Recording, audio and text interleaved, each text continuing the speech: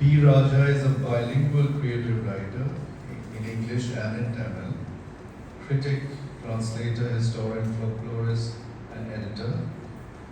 More than 5,000 of his works, poems, short stories, interviews, articles, book reviews, plays, skits, features, and novellas seen light through newspapers and magazines and numbered to 400 in both India and elsewhere. He has 40 books for adults and 8 books for children in English and 18 in Tamil. He was the General Council member, English Board of the Science Academy in Delhi, representing Pondicherry University. He edited Transpire, an English quarterly completely devoted to translations of various Indian and foreign languages into English. Winner of several awards and accolades, he is now a member of the Advisory Committee of Science Academy's Translation Center in Bangalore. Very warm welcome to you. And the numbers are staggering. 400, 2,000, 5,000. How does one do that? 4 years. அனைவருக்கும் வணக்கம். After a beautiful talk by Meenakshi Akka, it would be very difficult for any other speaker to be on par with her. Friends, my topic is Bharathi in Pondicherry. But I would like you to travel to Trivandrum. I was there and I was taken aback by seeing a beautiful placard pasted there very near to a lion's cage. After the reading, I understood that Mahakavi Subramania Bharati was in the zoo. He went as a tourist, and when he was near the lion's cage, he was so bold that he went near the cage, pushed his hand inside. He wanted to shake hands with the lion. At the outset, it would be stupid of anyone to do so, but he was a poet. He wanted to experience such things, and so he pushed his hand inside, and when he wanted to shake hands with the lion, he was staring into the eyes of the lion. You should never do that even with a cat. You are finished. But he did it, and the lion, it is after all an animal. And so it came rushing, roaring towards him. But immediately Bharati roared like a lion. And to the surprise of everyone who was watching this show, I should say it was a show, divine show, the people who were standing there were taken aback because the lion retreated. The lion retreated inside the cage, and Bharati said, "You may be the king of animals, you may be the king of the forest, but I am the king of poets." Look at his confidence. Look at his confidence. That is the greatness of Mahakavi Subramania Bharati. Bharati started a magazine in the year 1906 when he was in Chennai. It was called India. And he was doing all sorts of writings there, and he was creating a sort of revolution in the minds of the poet, in the minds of the readers. Unfortunately, the English people didn't like that. They wanted him to be arrested or to go away to any land of his choice. Pondicherry gave him shelter. So he came in the year 1908 and lived up to 1918 for a short period of 10 years. And only during this short period, he was able to produce the best of his literature. Like for example is Kannan pot or Kuil pot or Panjali Sabdam or whatever you may think of. All these things were done in Pondicherry. Minakshaka was talking about the prose poems, lovely prose poems. And these poems were all done after a Holocaust in Pondicherry. Because there was a wind, there was a storm, and there was a rain, heavy rain. And he was talking about that rain, that storm, and how it was shuffling all his papers from the table beautifully in his prose poems. For your information, I have translated the complete prose poems of Subramania Bharathi. Unfortunately, it couldn't be included in the 2 volumes published by Sahitya Academy, as Meenakshi Akka said, because all the short stories were translated by me in that volume. So Mr. Sirpi, who was editing it, he said, no, I will give this chance to somebody else because all these short stories are translated by you. So we are publishing all the short stories. So for prose poems, we will take up some others' translation. That is a part of it. When Bharathi came here, as most of you know, he was a Brahmin. But Chettiars came to his help. In those days, it was all inter-religious, inter-caste. Nobody bothered about what caste I am or what caste you are. Chettiars came to his help, and Chettiar by name Kalavai Subraya Chettiar, he was able to help him in all possible ways. He gave him food, he gave him shelter, he also gave him clothes to wear. Not only to his wife, not only to Bharathi, but also to his wife and the first child. The second child was born in Pondicherry. So, he was so helpful, the Chettiar was so helpful. Chettiar community can feel proud of it because Subramania Bharathi had taken a liking for these Chettiars, and in several of his stories, he talked only about the Chettiars. It was a sort of gratitude. He was paying his gratitude towards this caste people. Friends, after coming here, that was in 1908, he brought back that India magazine to Pondicherry itself. All those printing machines were all brought to Pondicherry. Of course, without the knowledge of the British police. And then they started printing India magazine here. And the British people, knowing that this man was printing India and he was distributing it all over Tamil Nadu and other places, they sent a note to the higher authorities of the French government. They said, stop that magazine. We don't want that to be published. But the French governor immediately sent back a note. Simply one word, no. Simply one word, no. So that gave a sort of a boost to Subramania Bharathi. And Bharathi began to inspire the mind of the people of Pondicherry, the mind of the people of Tamil Nadu to rise in revolt against the English. Because French people, they always loved Pondicherrians. According to history, there was no revolt at all. But concocted history is different. The original history never talks ill of the British people, ill of the French people here.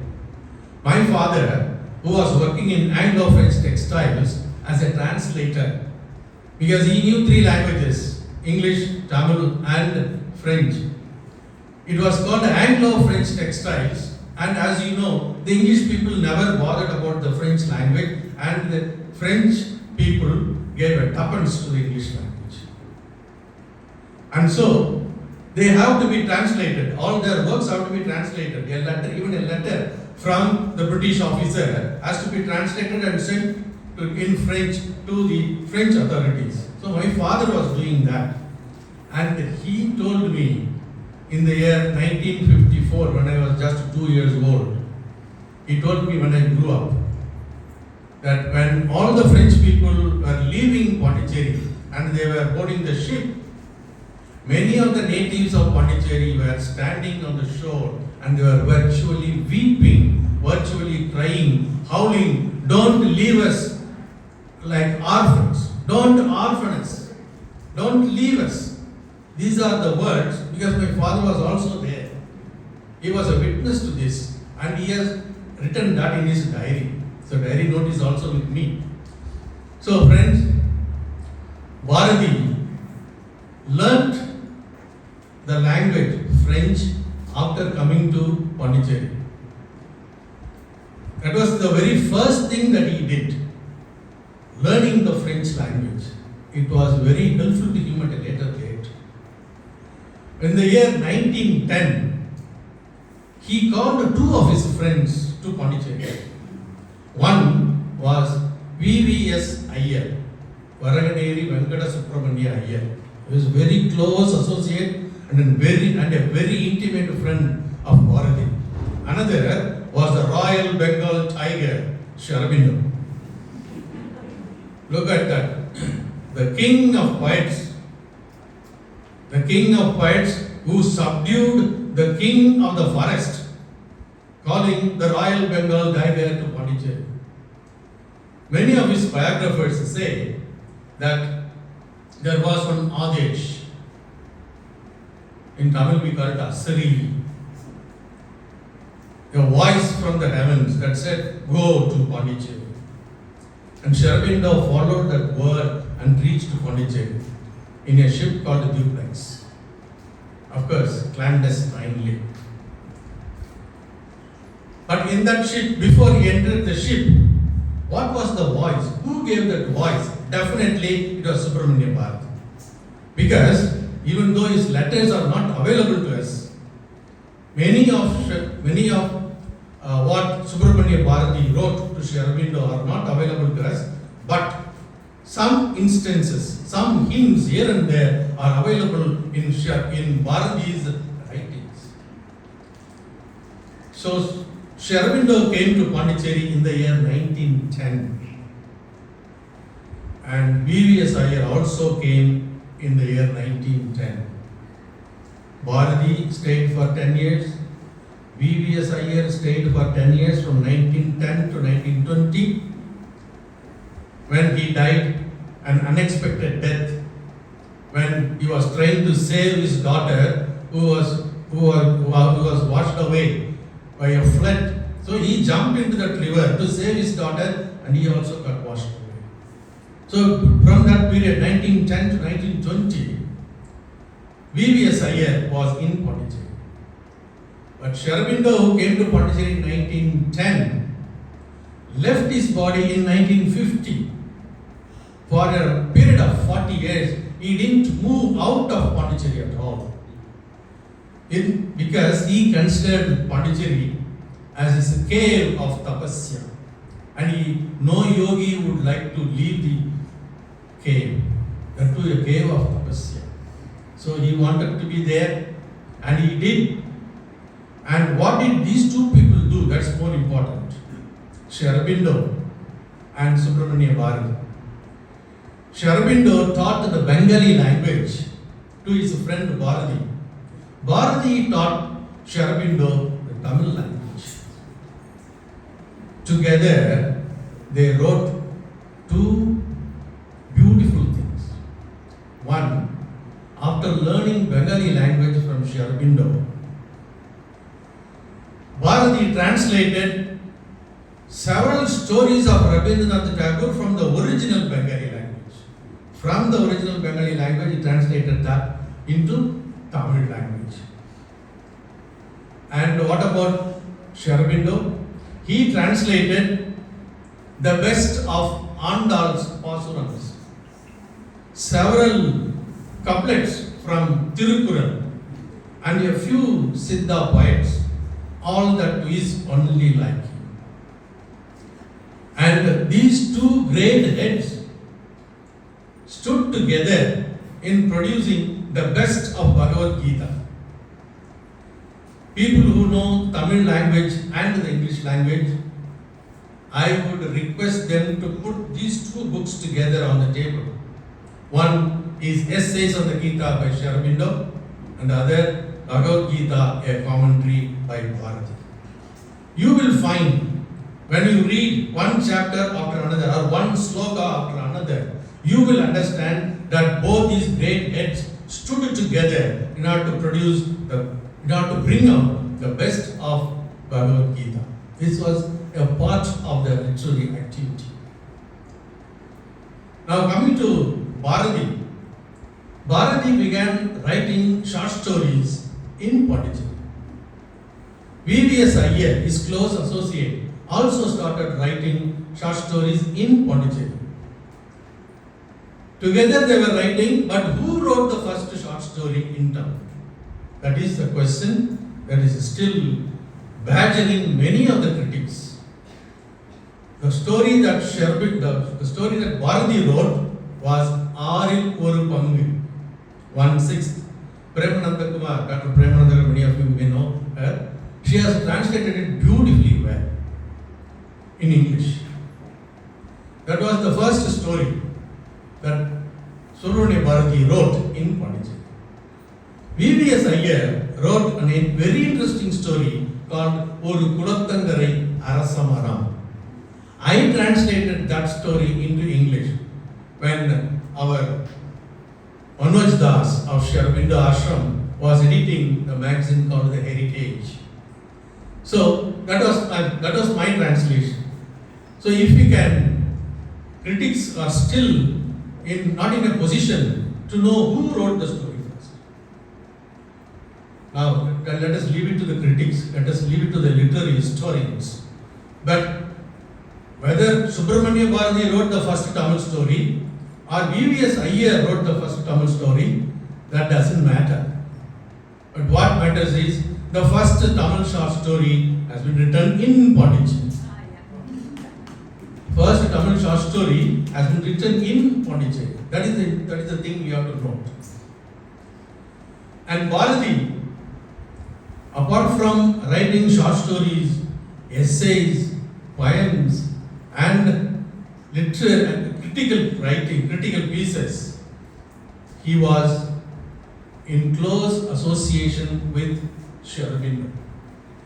A very interesting episode from the life of Sri Aurobindo and Subramania Bharathi will give you an idea about what great friends they were.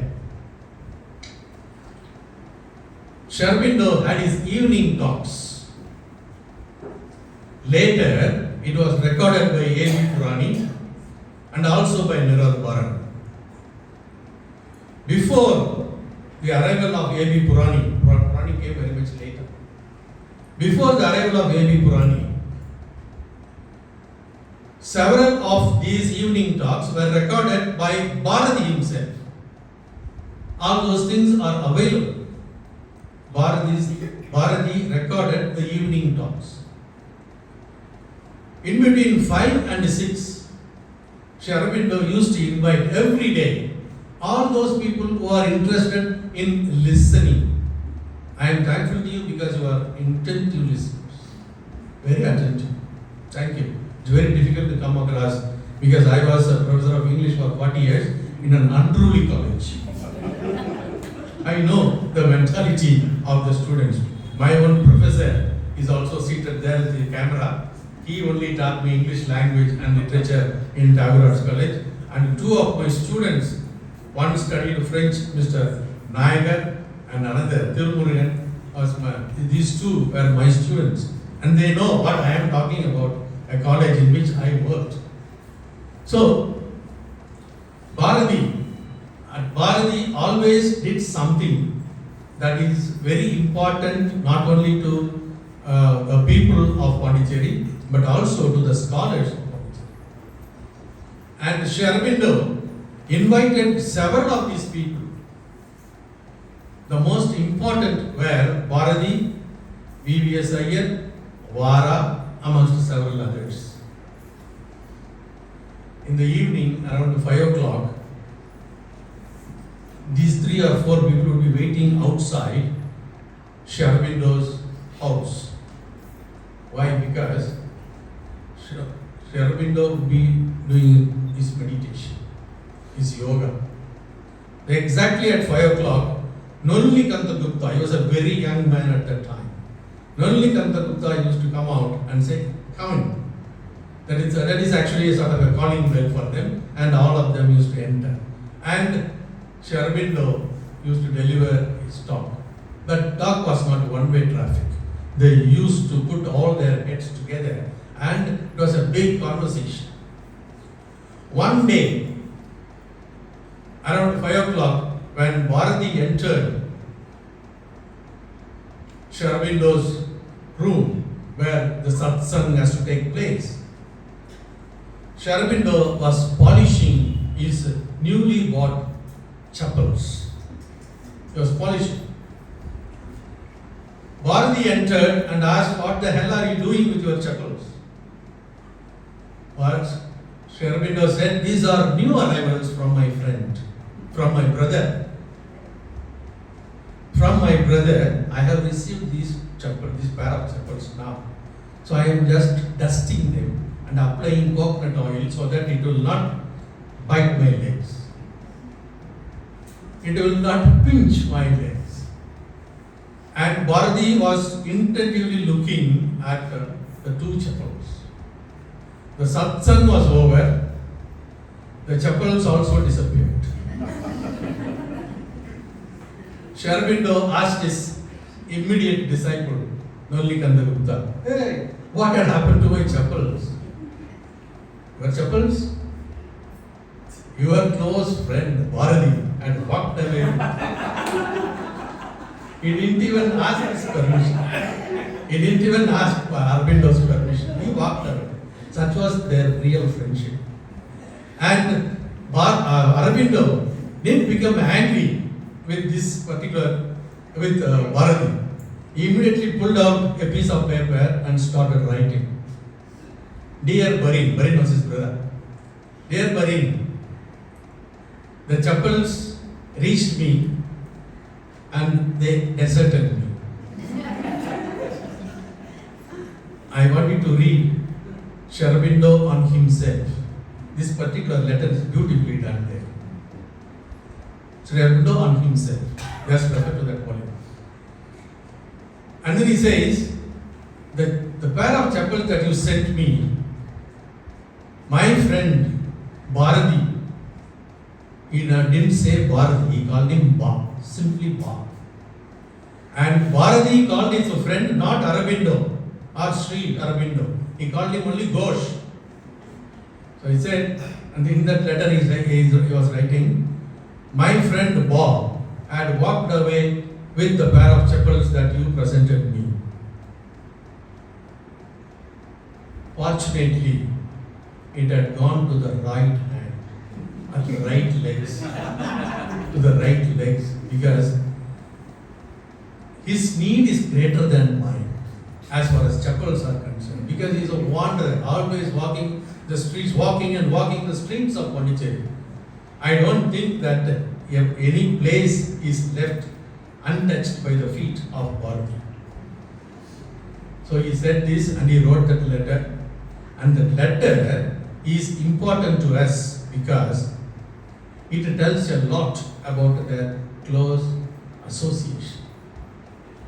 And in the year 1910, in the year 1918, when Bharathi wanted to leave Pondicherry, he and his two daughters went to the ashram, and there they were bidding adieu to Sri Aurobindo. Sri Aurobindo came to the entrance of that house, entrance of the ashram, and bid them farewell. That was the end of Bharathi. Friends,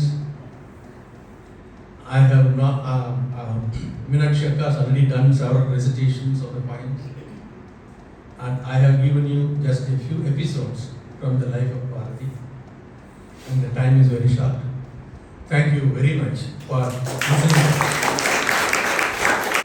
Two such brilliant sharing is extraordinary. You give us so much new experiences, but I want to add a little bit after Sri Aurobindo said bye to Bharathi. In that room, he told his wife that can I spend 1 minute with Bharathi in private? And they went inside, and then her daughter writes that when Sri Aurobindo came back for the first time, there were tears in her eyes. Good addition, Lalitji. What wonderful Jugalbandi, you've carried the Guru Shishya tradition down to this, it was there, it's omnipresent. Thank you so very much. Time is always short for good things, as we know. But there's so many good things that are going to follow that we need to move on. So,